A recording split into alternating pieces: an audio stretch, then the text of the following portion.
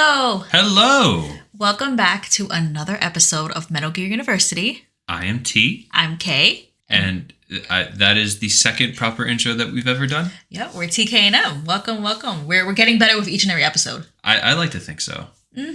And you may be listening to this on Spotify or Apple or YouTube.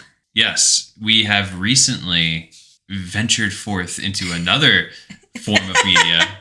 I mean, we've been on YouTube before, but we didn't put the podcast on YouTube. And people were asking for that. I think it's more accessible to some people while they're working. And Tom, you made a nice little edit of, Solid Snake picking our podcast from the iPod. I thought it was a cute little idea. And I happened to notice that other Metal Gear content creators out there, they haven't really done that before. And I'm like, yo, it's sitting right there. It's pretty good. What iPod does he have in for? Is it a Nano? It might have been one the first gen iPods. Because it has the little circular... MGS4 came out in 07. Oh my god. Around there, 07, 08. I forget exactly the year.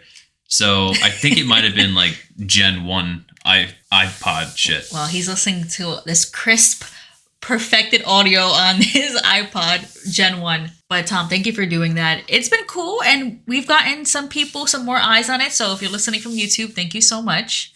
Much appreciated. But we are recording this episode on New Year's Eve, which is... pretty wild. The hustle never stops, baby.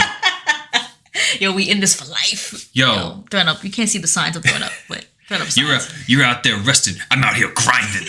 Yo, we all got the same 24 hours. No. We all got the same 24 hours. Yo, Tom and I used to do CrossFit, and we used to see people post. They go to 2 CrossFit classes, and they're like, yo, you got the same 24 hours as me, and look what I'm doing. It's okay, you did 1 CrossFit class.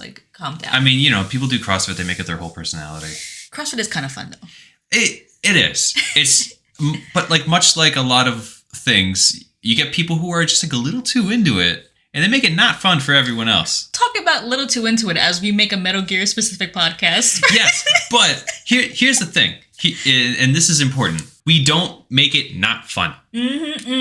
There are things that I've seen on the internet. Yeah, from people who different they make certain things their personality. Yeah, and they make a certain medium their whole shtick, and then it gets to a point where I'm like, dude, do you even like this anymore? Yeah.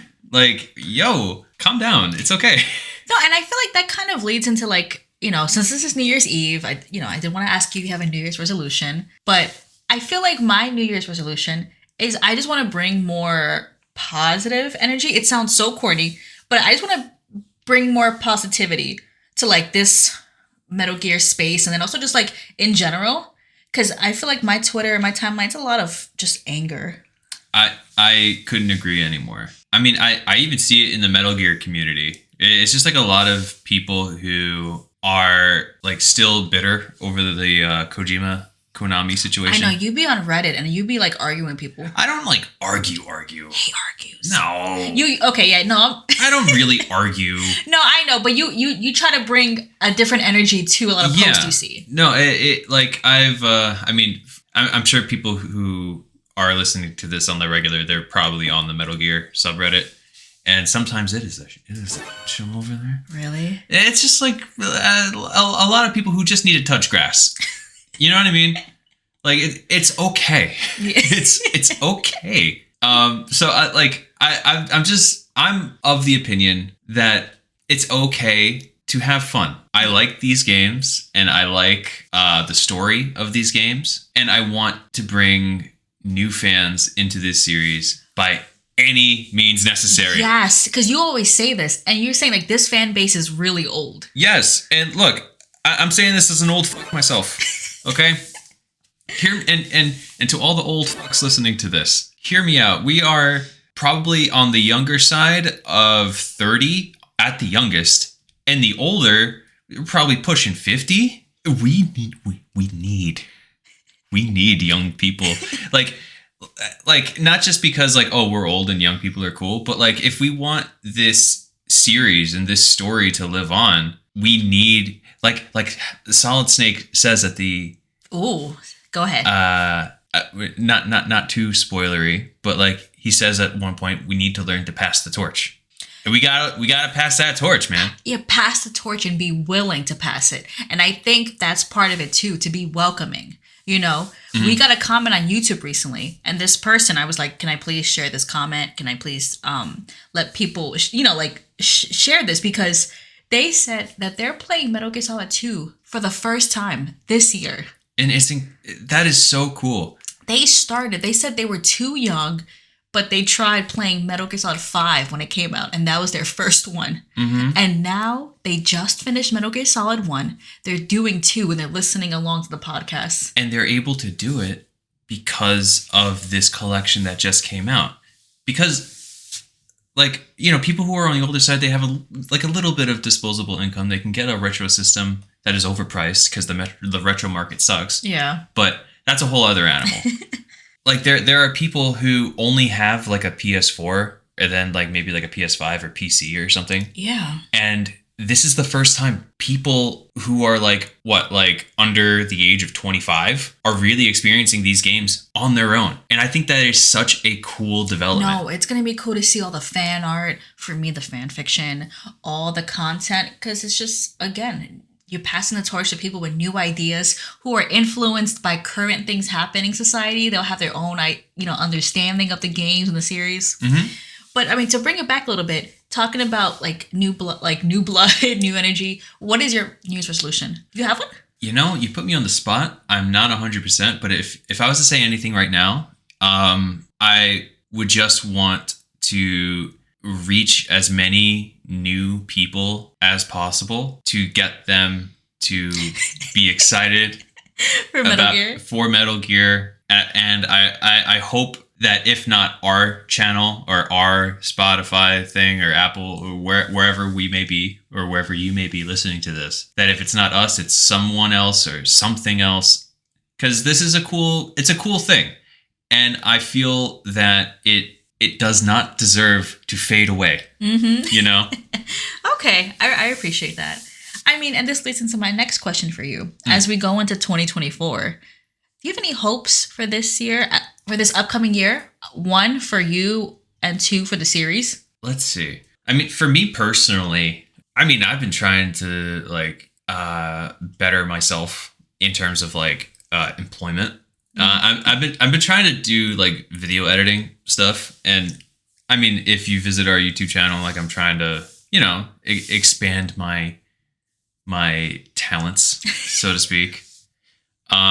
So I'm hoping to get some sort of freelance work as a video editor. If anybody out there knows anyway, just feel free to contact me. And what was the second half? I'm sorry. And then your hopes for the series in the new year. My hopes for the series in the new year. My only hope is that Delta doesn't suck. Yeah, there's no release date yet for the Metal Gear Solid 3 remake, which is called Delta. Yeah. So just for new people coming in. Yeah. For me personally, the Master Collection was the real prize. All of these games are more or less preserved for life. And that's incredible to me. But in order for this series and this story to progress forward, it needs something new. And I know Delta is a remake, but the RE2 remake, I feel like it brought a lot of new life into Resident Evil. And I know that RE7 did it, but I feel like RE2 remake lit this huge light that brought in a lot of new fans. Yes. And then 3 got a little nervous because 3 was kind of and then they brought it right back with 4 remake. Mm-hmm. So no, I agree. Hopefully it'll be kind of the same energy we get from Delta. Yeah, that's what I'm hoping for. Also, aspiring actor. So yeah. Okay. Yeah. You know what? I'll put that too. My hopes for the new year are, yes, Tom, as an aspiring actor, as a hard worker, I hope anything that you work hard for is the energy gives right back to you. Thank the you. Hard work you put in goes right back into you. Kojima Productions, if you're listening. I'm not terrible. And I feel like I was laughing because in the last episode I said, can give Tom an audition. I didn't even ask for them to give you a role. I just said give you Give me a. Let you. I gave you an offer to work for it. Like. Yo, to be completely honest, even having like the chance to like audition, yeah, that'd be kind of that's kind of sick. Sick. That's a cool experience. Yeah. I don't want that. Please give it to Tom. Please, I don't want that. And like if I let my hair get greasy enough and I grow out my facial hair a little bit, I could look like a young Norman Reedus. You have to squint a little bit. I gotta squint a little bit. Like, but I feel like I can do it. If you're making like a prequel game, you could like map me. Ooh, that'd be kind of cool. But my hopes in the new year, similar to you, like job wise, I hope I just want a little bit more money to buy more games and cosplays. But yeah, I feel like for the new year, as far as the series, I'm really looking forward to Metal Gear Solid Con 2. I think that's in the works. I'm looking forward to that. I think the convention, the second iteration, is going to be better than ever. And I think too, with the Metal Gear Solid Master Collection coming out, we'll have new people coming in there. So I'm looking forward to that. And I think the same. I'm curious to see how Delta is. I will say curious just because I'm nervous, but I'm curious, and I'm hoping we get some kind of trailer this year, or at least a release date. If it's not the end of this year, 2025. Yeah, I'm just like, please don't suck. Just please don't suck. We have no basis for it. All we have is our fears of Konami. Yeah. But we gotta wait and see. That's all we can do. I don't want to sit here. I think, like you said earlier about like being positive, I don't want to go down the spiral of like assuming the worst. Yeah. Because that's a very easy spiral to go into. I just want to wait and see. Yeah. As of right now, graphically, it looks impressive. Mm-hmm. They definitely like updated the controls. It looks more or less like 5. I would only hope that they adjust the maps and the enemies accordingly. It's very specific. Because don't want to get too much into the weeds on this, but when they did Twin Snakes, the remake to Metal Gear Solid 1, for those who might not be aware. Yeah, it was released on GameCube.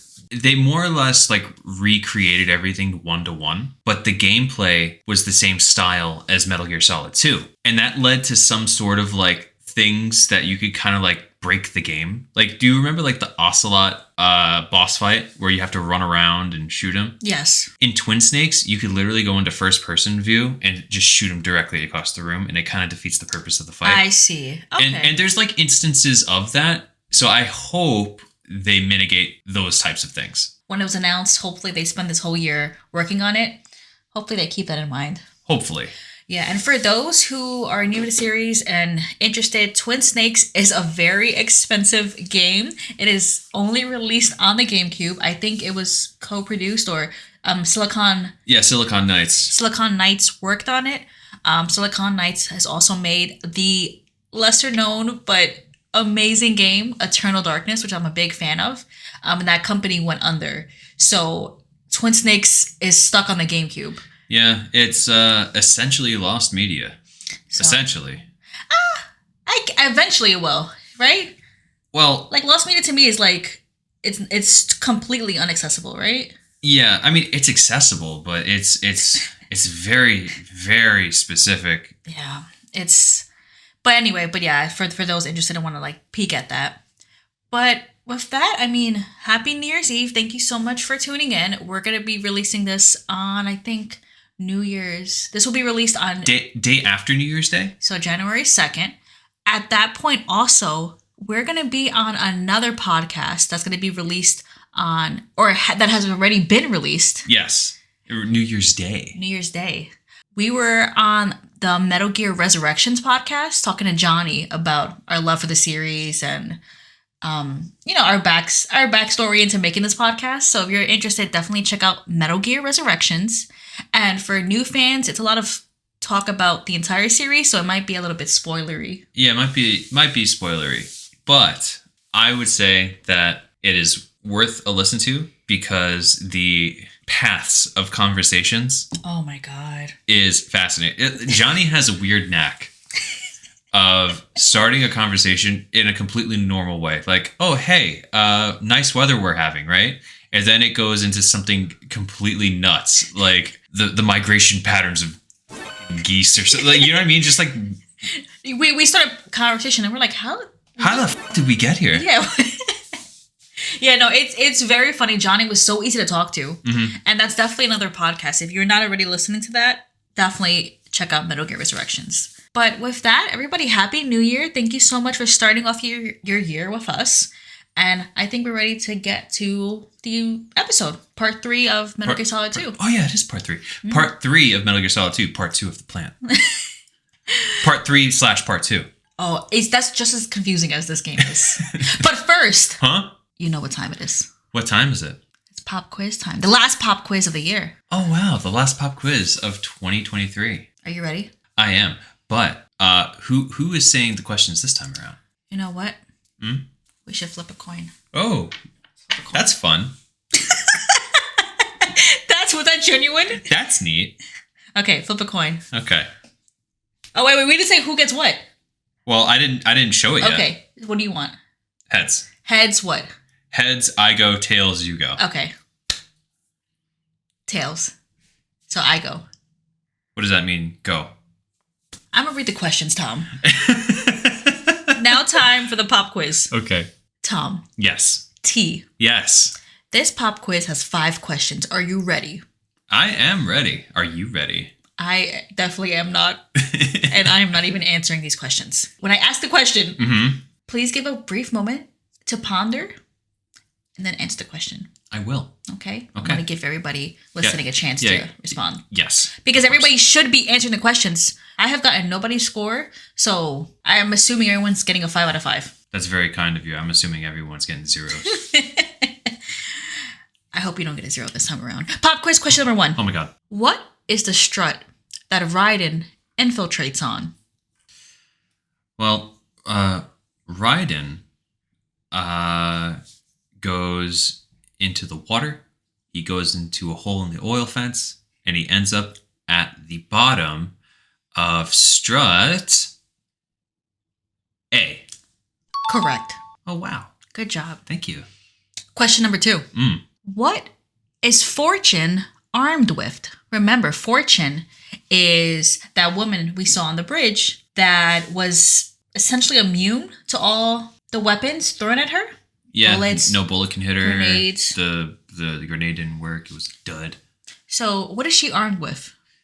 She is armed with something. It was big. It was a big gun. It was a very big gun. Is that passing? No. No. It was a rail gun.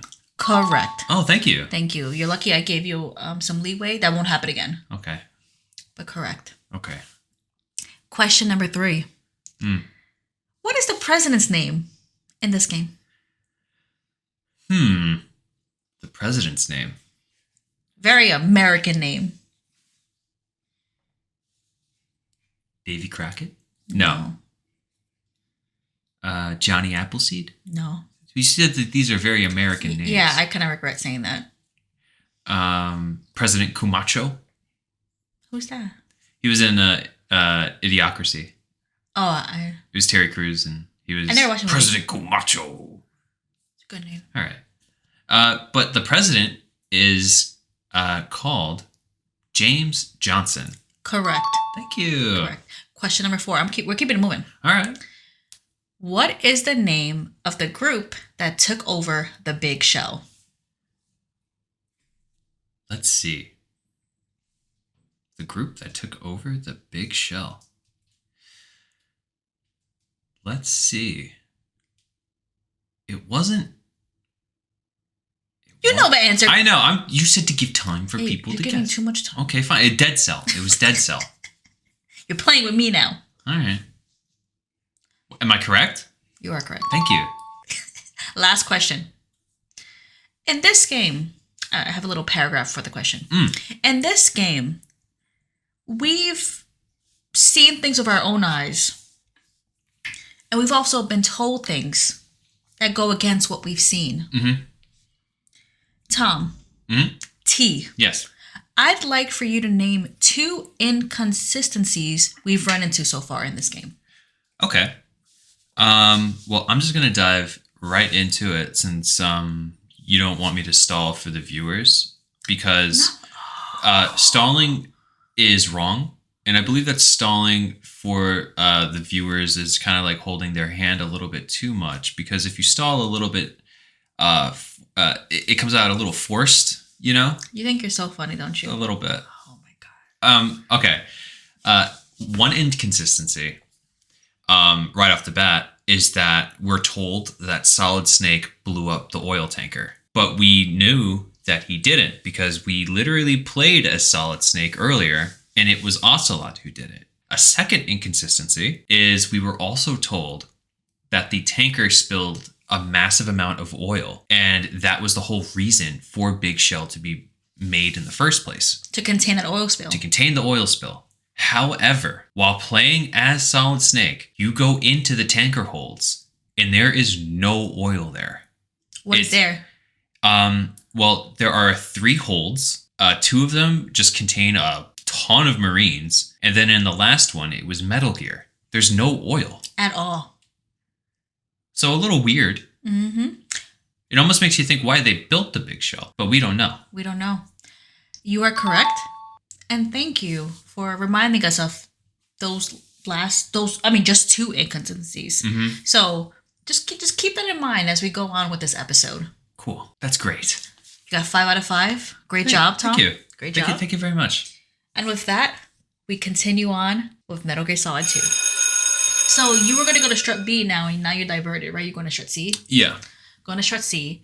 And you enter into this kind of cafeteria area as you traverse. Yeah, it seems like the mess hall, more or less. Yes, that's a good description. You go in there and you see some guy on the kind of like he's like on his knees, right? Hiding, it looks like. Yeah, it looked like he was doing something. I don't know. He's fixing something, or maybe he was getting a snack. I don't know what he was doing. But Raiden goes in and he's like, "Yo, who are you?" And this dude's just like, "Yo, calm down. I came in with the Bravo team." Yeah, like, I'm not part of the NYPD. I'm like, please, chill. Got a gun pointed at him. And then, who else comes in? But Pliskin. Pliskin comes in and he's like, "Yo, he's not one of the bad guys. Just calm down." Calm down. Again, great. Ryan's so reassured. Like, right, I feel like he's so supported in this mission. Everybody's just saying the right things to him. Yeah. And you find out that the guy who's in this mess hall, his name is Peter Stillman, and he's a bomb expert. He is the bomb expert that you were supposed to find. Great. Pliskin knows a lot about him. He knows, like, his background. Apparently, Stillman was a Navscolio lecturer? I think he said Naviscovio Indian Head. Lecturer? I believe so, and he was a consultant for the NYPD bomb squad. Okay, so this is an expert in his field. Yes. Expert bomb disposal person. What happened, though, was that he actually was in retirement. They brought him back in. They did, because he taught Fat Man, who was a member of Dead Cell. Yes, he taught Fat Man, but he was in retirement because he actually had a failed mission where he was supposed to dispose of a bomb in a church, and he fell and it blew up, and mad people died. And he lost his leg. So he's only back to stop his student. Like, he's still reeling from the pain, both physically and mentally, of that church bomb failure. But like you said, Fat Man, who was one of the Dead Cell members, is one of his students, or was one of his students. And he's viewing this as a chance to redeem himself. Like, if I could take down Fat Man, it could somehow atone for that big mess up I had. That's really, and it was sad because it was, it was a mistake. He didn't do it on purpose. Like, it was, you're an expert, but sometimes things don't go as you plan. The thing with Fat Man, though, Stillman's student, is that this person is like a bomb prodigy. Yeah, he is a one of a kind, a once in a generation kind of bomb person. He's known as the Emperor of Explosives. That's like a nickname. Yeah, can you imagine being called that? I am the Emperor of Explosives. Not even that, though. Can you imagine? Part of Fat Man's lore is that he built an atomic bomb at the age of 10. I refuse to believe that he literally did that. Where did he find? Was it uranium? Yeah, where'd you find the uranium, kid? The dark web. Some dark web. Like, what the hell? Everybody was on Neopets, and he's like, bigger plans. Like, most countries struggle Like there are countries right now trying to build a nuclear weapon, and they're struggling to do it. You said this earlier, but maybe he had like the blueprints. Maybe he just like made like the. Yeah, I don't know if this is confirmed or not, but my personal headcanon is that he designed a nuclear bomb. Atomic and nuclear, same thing, right? Yeah. Yeah. That's the big boom. Big boom. Big boom bomb. So he designed one. He had the blueprints, but he didn't have the uranium or. Yeah, because like I don't know what you're selling lemonade, and you're like, I'd like to buy uranium, please. Like what? What? You're farming Bitcoin. I mean, if he's building these plants, he's probably farming Bitcoin. Maybe I don't know. At the age of 10. Also, like, what are you, 10 years old? What are you doing? You play with Legos or something? Yo, he just jumped. You know how like kids sometimes like to burn stuff? He was like, nah, that's not enough. I want to explode stuff. I need this to explode. Fat Man was definitely the kind of kid that strapped firecrackers to his action figures. I was gonna say to cats. Like he was. Ooh. I feel like the Emperor of Explosives. I feel like if you're trying to blow things up, I don't think you trying to see some shit. That's true. I'm sorry. I don't mean to do this bad dark lore for Fat Man. I mean, you're probably right. If we're being upfront, you're probably right about him. Also, I will say this right now. I love his name because I don't know if he's a big fat guy, but I like a nickname that reclaims like because people use fat as derogatory, but it's like nah, I'm Fat Man. I'm a like. Well, you also know why he's called Fat Man. It's the name of a bomb too, right? It's the name of the bomb dropped on Hiroshima. Never mind. He's not reclaiming anything. I hope he's ugly when we see him. And ugly just in face, not in anything else. Just I'm not describing his body type as ugly, just his face and his personality. I understand. I forgot about that. Why? You see, he was definitely exploding cats. You're gonna name yourself after one of the worst tragedies in the human existence? Yes. I Yes. hate him. Whatever. Anyway, continuing on, you get that lore dump about Fat Man. Afterwards, Peter Stillman, who's the bomb expert we met, he looks at Pliskin, and he's like, I didn't see you at the briefing. You can't be part of SEAL Team 10. And Pliskin just awkwardly goes, oh, yeah, I'm with another squad. I'm Pliskin. Nice to meet you, sir. Okay, and no one, Ryan doesn't say anything. Stillman doesn't check him. It continues on. Stillman speaks about how there's hostages and how there's an engineer that's I think this is really important. Like what's the point of him mentioning the engineer? They said that they brought him in to help get past security measures. Oh yes. Okay. To help with the operation. It's this like really good engineer. And they show the engineer on the screen as Stillman's talking. And it looks like someone very familiar. Yeah, it kind of looks like Otacon. It's not confirmed, but I don't know. Maybe. Very interesting. But he's alive. Yeah. And we should, be worried about that. We should really, that's he's someone out, else. He's out there somewhere. So, he's here too. Anyway, you continue on. Stillman provides you a method to stop bombs. We find out there's bombs planted all throughout, the Big Show. Yeah, apparently there's a bomb on every strut. Oh my god. And the SEAL team's mission was to try to disarm all of these bombs along with trying to rescue the president. There's a lot of different mission objectives. Stillman gives you the skill of freezing the bombs. He's like, freezing the bombs is a great way to stop them. Yeah, it doesn't defuse them outright. What it does is freeze I suppose, the trigger process. Because the timer stops. There's a bomb in the room with you guys. Yeah. And he freezes it and the timer stops. Everything. Yeah, and he says that it will be ineffective for 24 hours. And they're both like, okay, yeah, that's enough time to do whatever we gotta do and then leave. Yeah. Stillman gives you what's called an ion mobility spectrometer. And it's going to help you find these bombs that Fat Man created. Because this spectrometer, it recognizes ionized gas that's emitted by the C4, but it also picks up the scent of cologne. Apparently, Fat Man's signature in his mad scientist mind is to put cologne on his bombs. His cologne. Yeah. Come on. I hate him already. I hate him already so much. What's funny though is that we hear all these horrible things. Fat Man has this terrible nickname, but Stillman is like, I looked at Fat Man like a son. I taught him all the skills, but I never had any children. He felt like one to me, but I never told him what things are important to pass on. I never gave him. Yeah, no, he definitely comes off like one of those parents that had a kid that went a little too weird off the internet. And he's like, I don't know where I went wrong with my boy.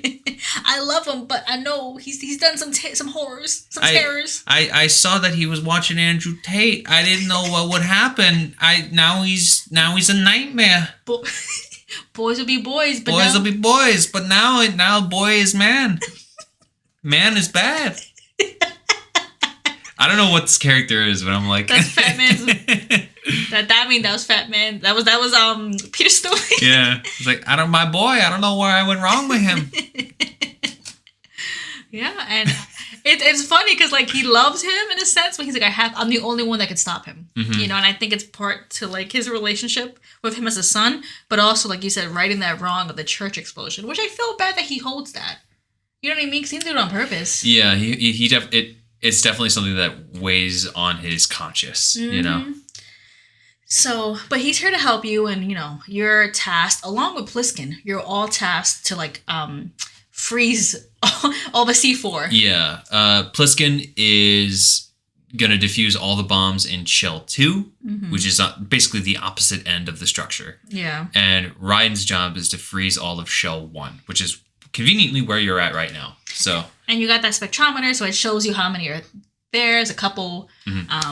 So afterwards, Pliskin's like, okay, I'm gonna go. Pliskin leaves first. Before you get to going, Stillman's like, I want to talk to you real quick. I don't think Pliskin is who he says he is. That man's no SEAL. I don't even think he's a Navy man. What? And Ryan's like, say what? Huh? What now, God? What now? And he more or less says that lieutenants don't go into the fields. They order their men from like a safe position off-site, and they order them around with those headsets. I feel like we can explain that away. That's one thing though, but that's I feel like an easy explanation. Yeah. We forgot to mention, but Pliskin just randomly says like, "Who dares wins," and "Simplify." He has like little like mottos. Yeah, like little catchphrases. And then "Who dares wins" is from the British Special Air Service, which is like there are two completely different branches of the military from two completely different countries. Stillman's like, I don't know who he is, and Ryan is like, do you think he's part of the terrorist? And Stillman's like, I don't think he's part of the terrorist, but you might be. Yeah, he said if I had to bet money, I'd bet on you being the weirdo. I was like, damn. So then why confide in me? Like, fuck me? Okay. Like, why confide in me if you think I'm a terrorist, but you want to complain about him? I bet you if Stillman and Snake were alone, they just talk mad shit about Raiden. I bet. Like, I mean, look at his little tight outfit. That's what I was about to say. Look at his hair. I mean, like, Stillman looks like a normal guy. Pliskin looks like a normal, like, if I was to envision somebody like, okay, I'm infiltrating a thing, I envision somebody that looks like Pliskin. Raiden is a very pretty man with long, flowy hair. The tightest suit. It shows off his curves very nicely. And it's like, who the hell are you, man? Who are you? Like, I would be like, yo, are you even dressed for the occasion right now? What are you doing? They talk so much shit when they're together. I bet you on the Kodak, they're like, yo, you saw him? Yo, they're talking mad shit. But after that, I mean, what do you say to, like, Stillman just called him a terrorist, and Raiden just eats that, and he's like, okay. It's like, whatever, man. Okay. Let me go freeze these bombs. You begin freezing bombs. Like, you begin going, right? Like, They're planted in very odd locations. Like, one is planted like on the roof of the women's bathroom. There's one that's like just behind a door. It's just completely random. And Stillman is like, this is weird. If you were to try to blow up the big shell, you'd want to plant them in very specific areas. And these are just completely random locations that wouldn't do serious damage. And he said he knows how Fat Man is. He's like, this is not his like MO. Yeah. Like Fat Man would definitely, like you said, plant them in very strategic areas. So he's confused. He's like, this is weird. This is weird. But he doesn't tell you to stop. You keep going. You continue on. And as you navigate the structures, you run into, and I'll say it, Olga. You run into Olga Golukovich. From the Tanker chapter. And she's up there talking to someone. She's like above, like up some stairs. So you're sneaking. You see her. You hide and you listen in. And she's here and she's talking to this guy. And she's like, I saw a ninja, a cyborg, one with a sword. And the guy she's talking to is like, what? Oh. He's like, you sure it's not an Arsenal Tengu? What is that? Who the hell knows? Future Tom? I knew what it was, but it's a spoiler, so I'm playing dumb. That's it. I hope he knows. Oh, I know Future Tom. I know. So she's like, I saw a cyborg with a sword. The guy's like, you sure it's not that? And she's like, no, I know what I saw. Then she's like, oh, I also saw a man hiding under a cardboard box. He's like, what? It's like, I've seen someone use that box trick before. He's like, we're going to leave a trap on the Shell 2 connecting bridge. And after that, Raiden confronts her. And he's like, you're part of Dead Cell.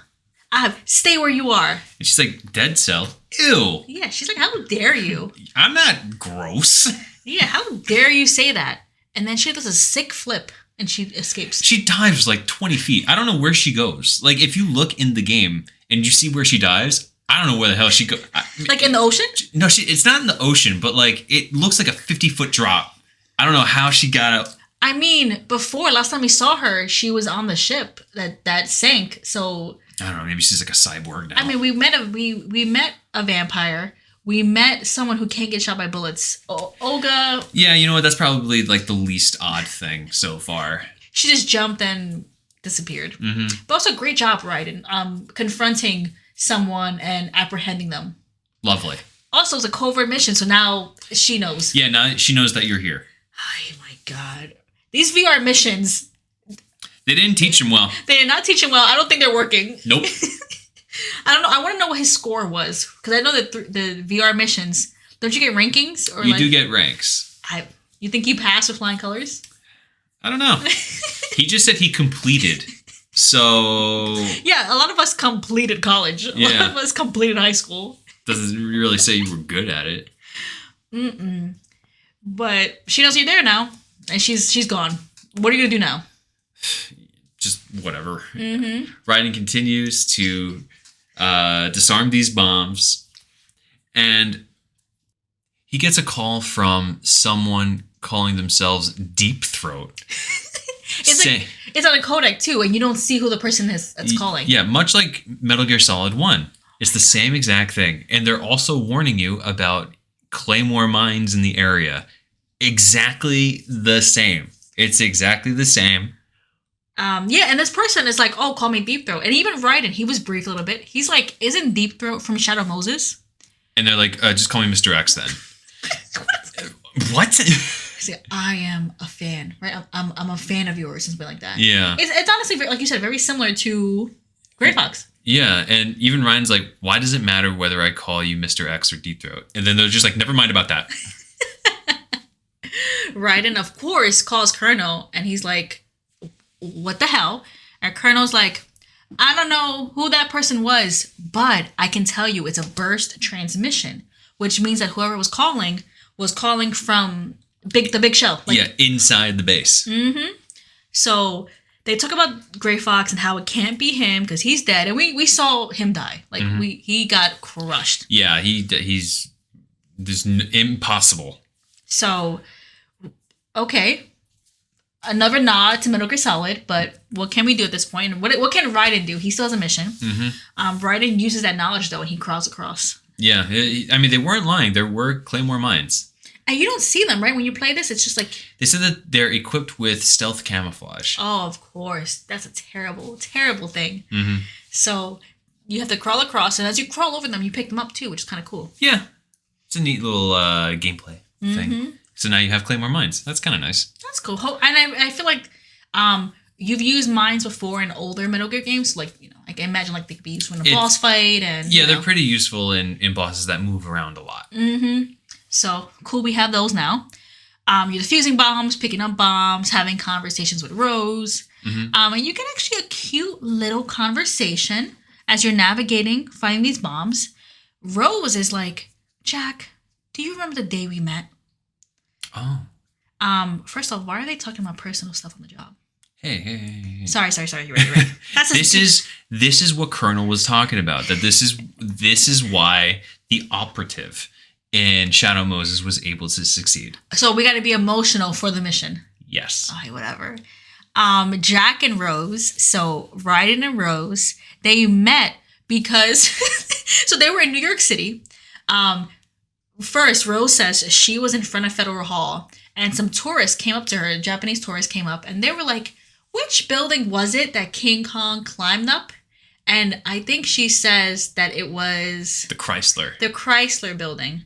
And Raiden just happens to be walking by, and he's like, "Wrong." Yo, he's just irked. I don't know what. And mind your business. First off, my man. I feel he just jumped in the conversation.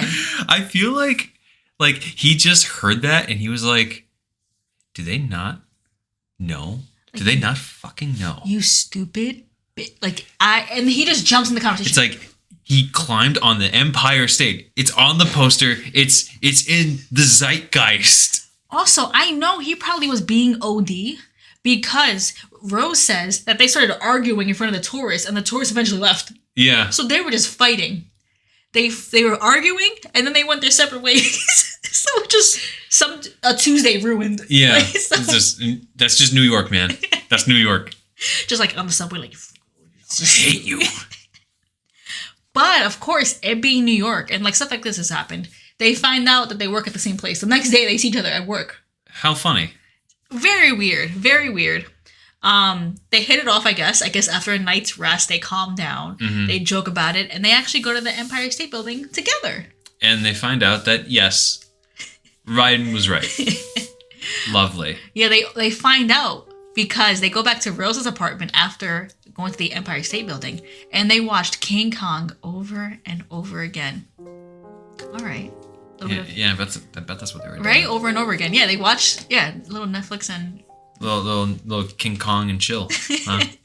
Yeah, of course. That beautiful first date. Especially, he said, "We didn't sleep till morning." Yeah, we didn't sleep till morning. Like, all right. Okay. All right, Raiden. Damn, all these messages are being recorded too. But and also too, these kind of missions, people are always listening in. Oh yeah, there's some intern taking notes. They're like, "Oh shit." They're like, "Yo." They had all night, underline. Oh. Yo, they were getting it in. Kind of spicy. So that was their first date, which is cute. Cute first story. I liked it. It was kind of cute. But yeah, Rose she just came with that, and then she's like, "Okay, bye." Like it was just like they talk about that. They laugh about watching King Kong all night and sleeping in the morning, whatever. And then she's like, "Okay, that's it, Jack. Bye," and like hangs up. All right. It was very weird, right? Wasn't it abrupt? It's very abrupt. I mean, like, she's just always talking like, "Oh, do you remember what day tomorrow is? Do you remember what day? Hey, do you remember the day we met? All right, bye." Yeah, it's like, "Oh, okay." Like, okay, I wonder why she's calling me. Whatever. She's calling to distract you. Yeah, right. You eventually get the information from Pliskin that the bombs were found in structural areas. Pliskin finds them in areas that would damage the big shell. And so Stillman is like, "Okay, finally, this makes sense. The bombs you found, I don't know why they're there. They're waste. But Pliskin found the ones that would serious harm. And the thing is, though, that Pliskin found them by accident. Yeah, because they were completely scentless. The radar didn't smell them or sense the gas, right? Yeah. So Pliskin was like, "Looks like he fooled you, man. Look, it looks like the student has surpassed the master." He's like, someone's like, "Damn, my radar isn't working." He's like, you know what? I gotta go. Something's not right about this. I need to check out these bombs. And Ryan's like, no. With your fake leg, you have a little limp. You're gonna walk too slow. We can't protect you. Like, don't do it. And someone's like, I have something to say. Please don't get mad. Don't get mad. I am a liar. I'm a big liar. I'm the biggest liar of all the liars. And not gonna lie, he lied on something pretty bad. Yeah. So he didn't lose his leg in the explosion. So he's just faking a limp, faking that his leg is fake. Apparently what happened is that in that church explosion, he made a mistake. It exploded, which again, I don't blame him for this part. He made a mistake. It happened. What happened though was that he was so sad and hurt by the mistake he made.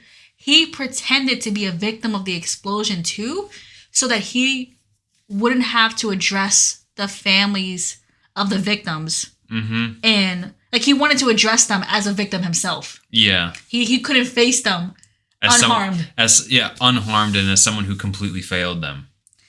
So he was like, I got this fake leg. Like it was all just a ruse because he couldn't address or acknowledge what he did. I was like, oh God. I was like, that's rough. And I feel like too, like it's at this moment too where like, again, like you were saying earlier, Stillman wants to right this wrong so bad. And he was met with like, he's like, okay, I'm gonna do it. I'm gonna right this wrong. And Ryan is like, no, you can't because your leg.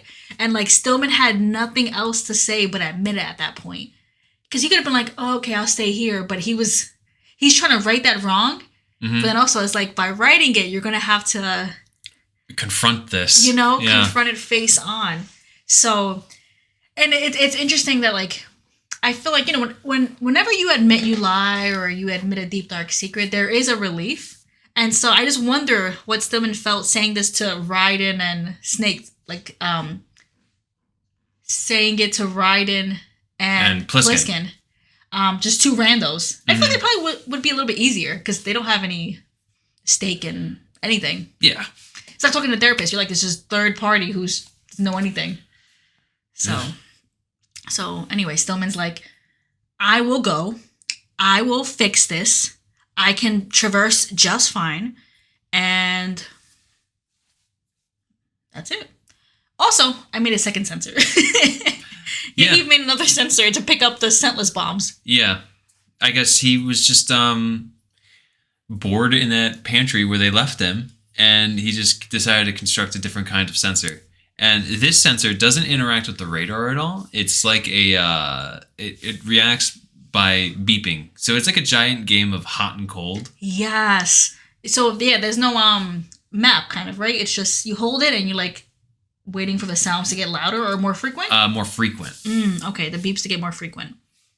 So Stillman is playing this game of hot and cold. He's trying to right this wrong that I feel bad. It was a mistake with the church.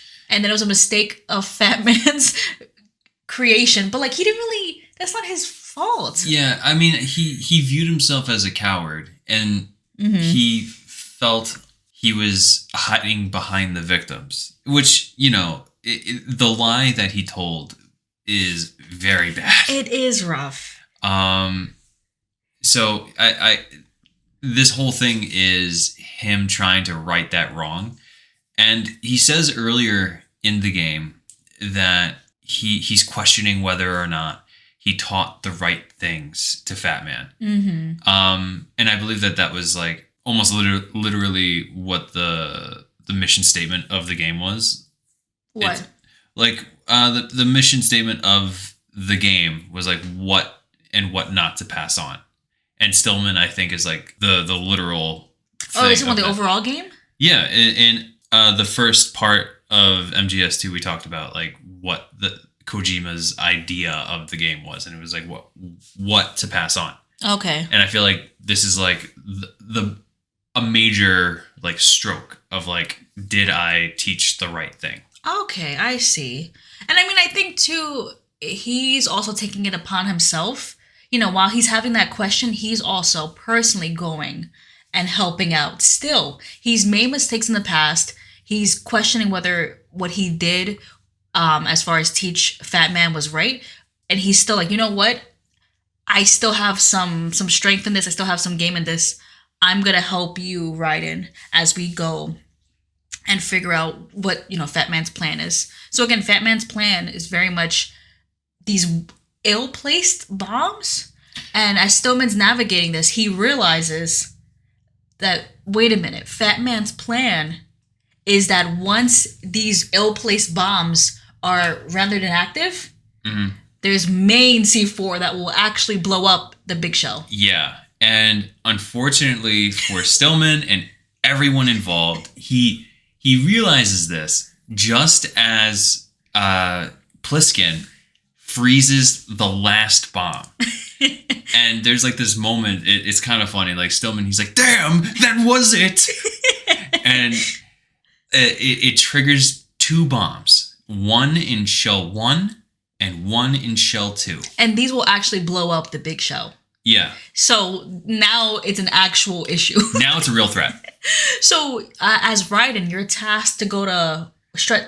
Well, Stillman is with the bomb in shell 1 at the moment. Okay, he found the... He found it before it was activated because like Pliskin happened to find it by chance. I see. That was the reason why he went over there to begin with. But he kind of does like some mathematical stuff in his head, I suppose, and he's like, in order to bring down the shell, the second bomb needs to be at the bottom of strut A. Oh, because as the bomb expert, he's like, okay, that would make sense as far as like what would damage. Yeah, so he basically tasks Raiden. He was like, get that sensor, go to the bottom of strut A. You got like something like 400 seconds or something. You got to go. Is there a timer when you do this part? Oh, yeah. Ooh, frightening. So you're tasked with that, and Stillman's in the room with the other bomb. Mm-hmm. So you run over, you get a little timer, which is, I hate timed missions in games. So you run over, and before you get to that bomb, you get a call from Stillman, right? Mm-hmm. Yeah, Stillman is just more or less calling you, and he's like, this is it. And you're like, what? Fat Man got my number, man. I'm a goner. So apparently the room that Stillman goes into with that bomb is like rigged, right? It's like booby trapped. Yeah, a microwave or something like that. I don't know exactly what, but he's not in a good spot. So essentially he calls Raiden and he's like, this is it. Please stop another bomb, but I'm done here. And he gives Raiden like a nice little compliment. What does he say? Like, you have the right stuff? It's something along the lines of that, but he's like, you could do it. I know you can. And maybe he meant it. Maybe he was just like, please, for the love of God, please. Aww. Please do it. And as you're on the phone with him, on the codec talking to him, you hear the bombs go off. You hear Stillman screams. And the codec cuts off. He dies? Maybe. You see, most likely. With this game, if we don't see like the actual bloody, unmoving body, I'm skeptical. Mm-hmm. But I mean, it's kind of hard to fake a boom. And he basically kissed a bomb as it was exploding. Like, I'm holding hope. Uh-huh. We don't see the body yet. Not yet.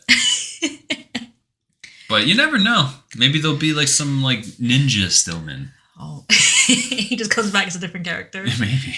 So, that happens. And sadly, as with this game, you have a mission. You got to keep going. You have to defuse this bomb.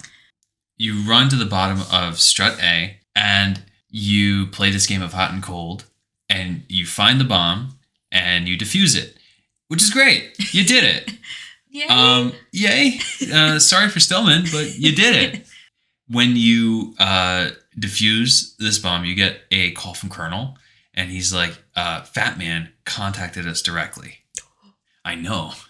Yeah, this is the first time any member of Dead Cell contacted the Colonel. Yeah. What does Fat Man want? Fat Man wants Raiden. In what way? Yo. I'm just, what do you mean he wants him? Well, he knows that the bombs were defused because, nothing exploded. And and I bet you he has his own little trackers and whatnot. Yeah. Apparently, they killed a hostage on top of a roof, and they were like, I want the guy who did it. Oh, to come meet me. Yeah. On the roof. On the roof of this strut, or else I'm going to blow up this strut. And apparently there's a bomb there. This man just unlimited arsenal of bombs. Yeah, it's great. So Ryan's like, cool, great. Get to do this again. Mm-hmm. So he's heading on up, and on his way to the elevator up on the top of Strade, while waiting for the elevator. You run into Fortune. Cool. And this is a boss fight, actually.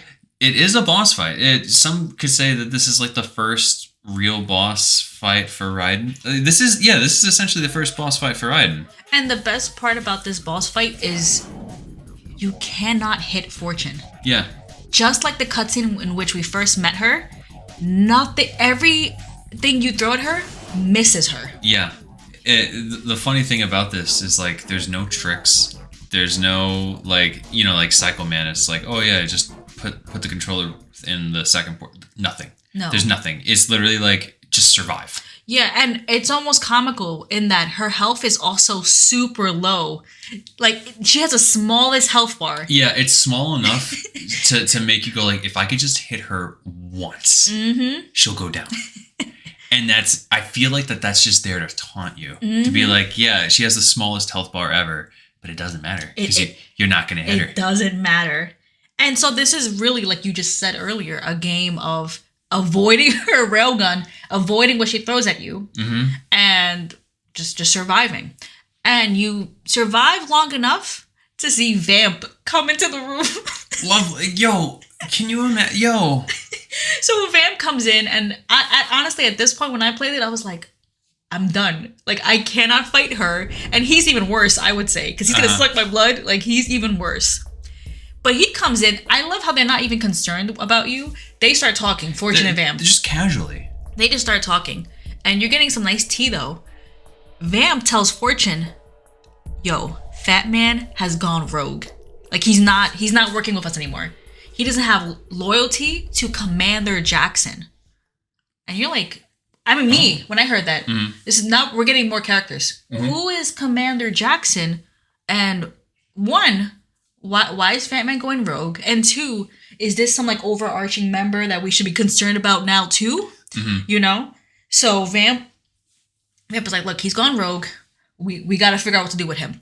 Vamp starts to walk towards you though. Like, you know, he sees Raiden, so he's gonna come and fight you. Like, lovely. And Fortune's like, Vamp, no. Like, not now.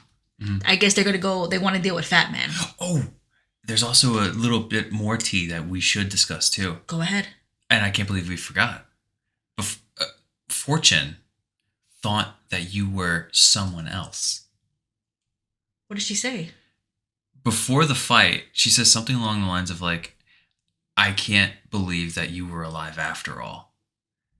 And I want to kill. There's something along the lines of like, I can't wait to kill you just like you killed my father. And then she sees Raiden and she's like, you're not him. Oh. So interesting. So she was expecting someone else. Someone who killed her father. We don't know who her father is, right? I believe, maybe, no, I don't think so. Future Tom, do we know who her father is? I'm so sorry. I feel like I'm playing my cards close to my chest on this episode. I just genuinely forget whether it is revealed through like a bonus codec conversation that you can have with Pliskin or something like that. For some reason, my memory is hazy right now. It could be post New Year's party stuff, but I think it's safe to say that the Marine Commandant is Fortune's father. Fortune believes that someone killed her father by blowing up the tanker, and who do people in the Metal Gear Solid universe believe blew up the tanker? But just put 2 and 2 together on that one. I trust you guys. You're smart. Thank you, Future Tom. Thank you. But interesting stuff. Interesting stuff. So we're getting some more tea, some more lore. Yeah, and during this conversation, Vamp and Fortune also say like, "Oh, that's not who you thought it was," and she was like, "Yeah, disappointing. He's a little wimp. So Raiden, this poor guy, just on this mission. No one cares about him. No. You know what's the one person who did care about him is now dead. Yeah. And we can say Pliskin cares, but we don't know what Pliskin's deal is. Yeah, Pliskin, I feel like you get the feeling that he's on your side, but there's something there. And I mean, even Stillman, when you were speaking to him privately, he said, look, watch out. Mm-hmm. Like, I don't trust this guy. I mean, I trust you less. But this guy, he's mixing up his slogans. Something's up with him.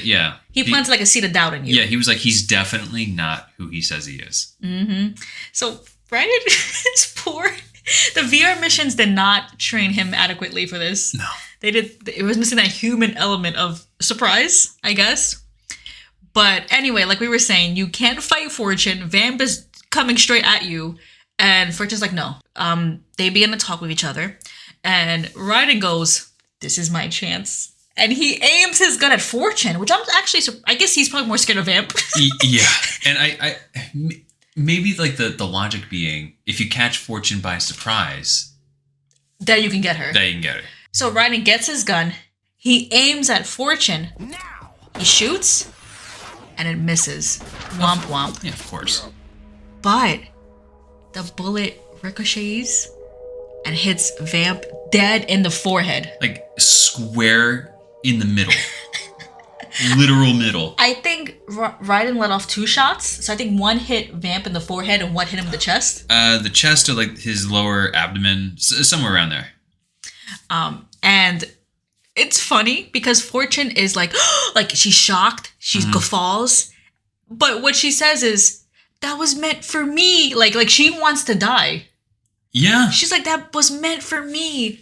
And she goes and like Raiden leaves the room. He just finds his exit. And she's left with Vamp and she's crying on him. Mm-hmm. I think there is some love between the two of them. Not like romantic, but like a companionship. Yeah, like a family member. You know?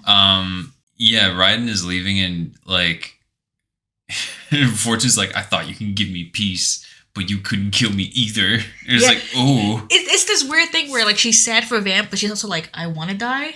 Yeah. It's a lot going on with her. And Raiden, at this point, I don't blame him. He's like, I am good. I have a mission. I don't know what the hell is going on. I'm going to leave you. And we are left in this cutscene with her crying over Vamp. And, you know, it's kind of sad. She's like holding him. It's a little poetic in the visual of it. Mm-hmm. She's holding him and she's looking down at him as his head is in her lap. Mm-hmm. And she lets out a single tear and it drops on Vamp's face. And then instantly he just opens his eyes and he's like, there's no need for sorrow, queen. He's like, don't cry for me, baby. He doesn't say that, but in my head. No time for sorrow, queen. Yo. And he's alive. Unbelievable. Vamp. Okay. And Raiden missed this though. Right, yeah. Raiden doesn't know. So from his point of view, he killed Vamp. That's true. He really thinks he did it. So if we see Vamp again, he's like, what is going on? Why? I would just burst into tears if I was writing. Oh, man. So, you know, at this point, Raiden thinks he's killed one member of Dead Cell. He goes in the elevator, he heads up, and he meets the most New York man I've ever met in my life. Fat Man. This dude sounds... New York! No, this dude sounds like he's from deep Brooklyn. Like the OG 90s Brooklynites. Yeah, like this dude was born and raised in a brownstone, you know? That's like, how he sounds, though. Yeah, no, he talks like a New Yorker. Like a literal, a stereotypical Brooklyn man. So we go up the elevator, we meet this man on the roof. He wanted to meet Raiden. You meet him. Multiple things up with this man. One, the most New Yorker you've ever met. He has on Heelys. Mm-hmm. He's in roller skates. I call them Heelys, though. He's on roller skates. He also is drinking red wine while skating. With a straw, mind you. So maybe he doesn't mess up his teeth. Does red wine stain your teeth? Yeah. I mean, how much red wine are you drinking, man? Yo, I kind of fuck with him. I don't know. I feel like let's hear him out. Let's hear him out. He's got a big puffer coat. Like, I know it's a bomb disposal coat, but it look, New Yorker stereotype. Big puffer coat. Puffer coat, yo, he is. I feel like the sad thing too is that if we saw someone strolling down the street like that, we'd be like turning away. Like I've seen people that look like Fat Man in the city. He's only missing like a Yankee fitted. Yes. Very, just like his voice. Honestly, if there's anything you do, go hear his voice. It's so funny, and this man is like a genius. A bomb. He's a genius at creating bombs. A pure prodigy. Yeah, pure prodigy. And Raiden could care less. Raiden has a mission. Mm-hmm. He begins like, you look, like you want to blow up the big shell.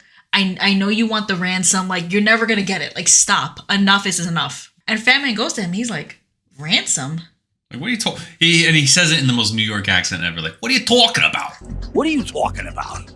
So, remember in the beginning of the game, I think Colonel says that Dead Cell wants, was it $1 trillion? No, it wasn't $1 trillion. It was definitely like a couple $100 billion. A couple $100 billion. That's what Dead Cell was asking for. And Fat Man's like, he says ransom as if he doesn't know what you're talking about. Mm-hmm. It's like, ransom? I don't know. But he's like, what I actually want, I just want to be the most famous bomber ever. That's my goal. I don't care about money. He says what he does is an art. I mean, art is subjective. That is true. That is true, right? Modern art, there's such a wide range of things. Well, this podcast could be considered art. In a sense, yeah. It's audio art. So what he's doing, he could, okay. So yeah, what he's doing is art, I guess. Anyway, you have to fight him. This is an actual boss battle. You can actually hit him. You can hit him.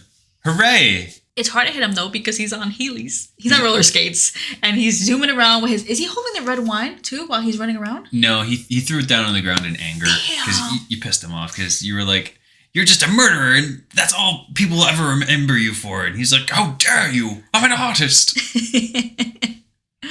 So you run around, you try to catch him, you kick him, you trip him as he's on these skates. And as you fight him, part of the boss mechanics is that he also has bombs planted on the roof where you're fighting him and you have to freeze them, no? Yeah, he likes to play this little game of like planting a bomb, have Raiden defuse the bomb, and then fight him at the same time. It can be a little tricky for a newer player. Mm-hmm. If you've played the game a couple of times, it's light work. How long do the bombs last when like he plants one? Because I remember you're giving timers as you're fighting him for the bombs going off. If I remember, it's like 30 seconds. So that could be a little tricky. It can be. No, if you're a newer player or you're caught slipping. Yeah.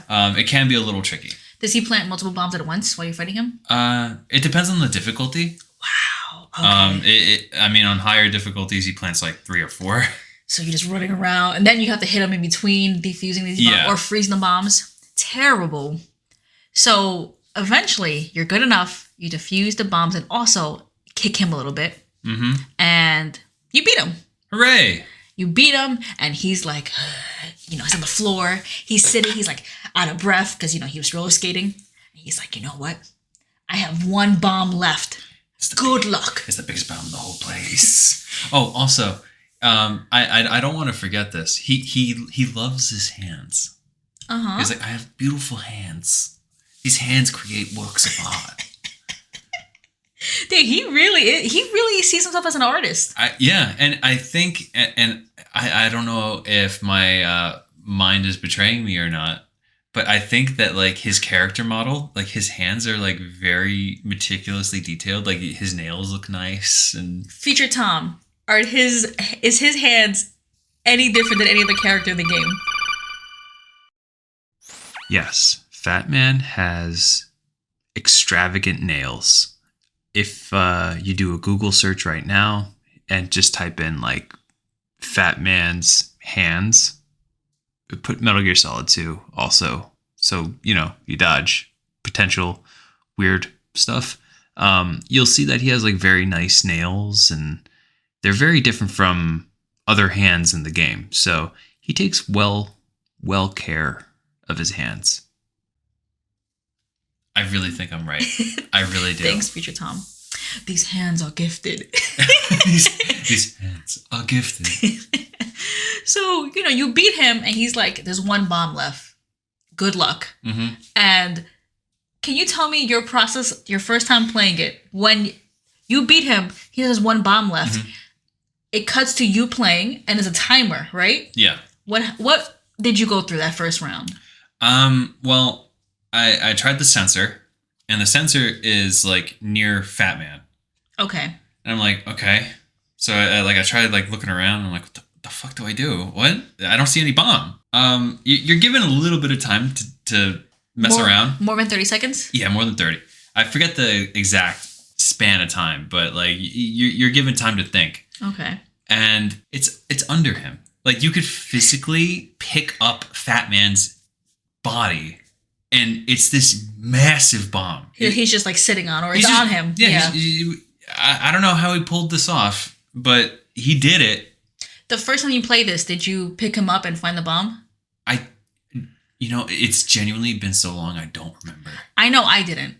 I know I like you, when I check the sensor, you see it near him and you're like, it must be somewhere around. I let the bomb go off and then I try to think out of the box. And I was like, I kicked him a couple times, I think, or like I tried to like melee him, and I think by mistake I grabbed him.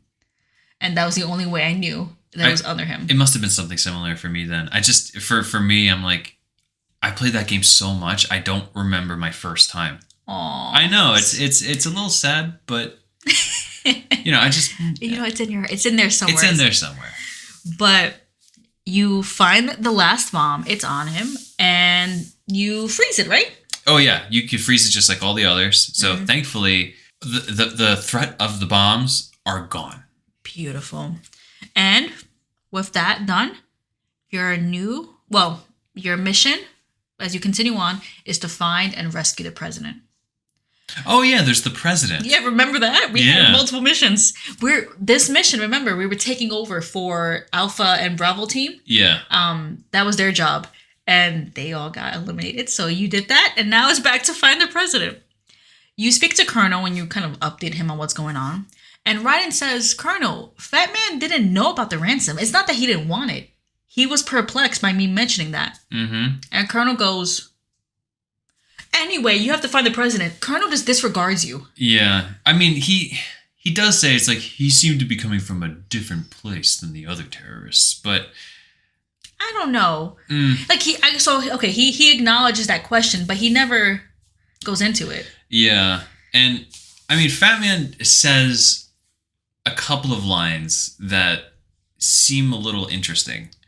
Now, if I remember right, Raiden kind of presses him on like the terrorists and their overall goal, and Fat Man has no clue, but he wants to do like this little game with Raiden with the bombs.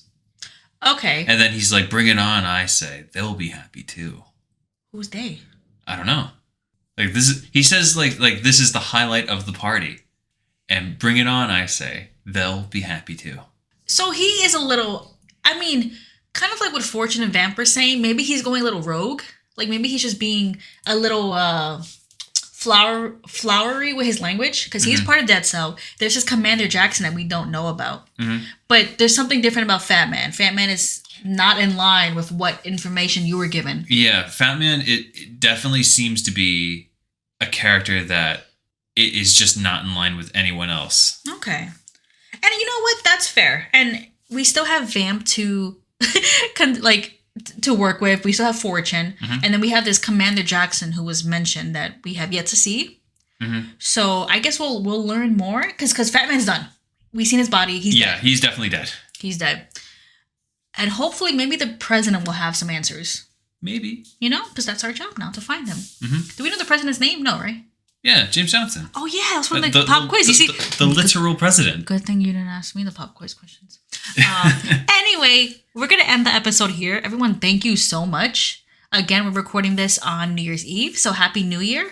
We're a little frazzled today, right? But we're doing... Yeah. I feel like we might have missed one or two details, but I feel like we're doing great. You don't want Future Tom to go back in and... I'm sure that future Tom is gonna go back in. I just it's New Year's Eve, guys. You know what? No, we're fine. Tom, you're fine. It's okay. Again, we do the best we can, always. We're in this class with all of you. We're learning and growing just like you. Hope you're enjoying Metal Gear Solid 2 if you're playing it for the first time. For people who are returning because they just love this game, we are so excited to do our 201 episode where we deep dive. I can't wait for that. That is the main pull for me talking about this game. I want to talk about everything. Just break it all down. Yeah. So everybody, hope you had a good New Year's. Hope you're safe. Hope your family and you are doing well. Take care of yourselves. Love you all. We'll see you in 2 weeks. Tom, Happy New Year. Happy New Year. 2024. 2024, baby. Everyone, thank you so much. Have a good night. Bye. Bye.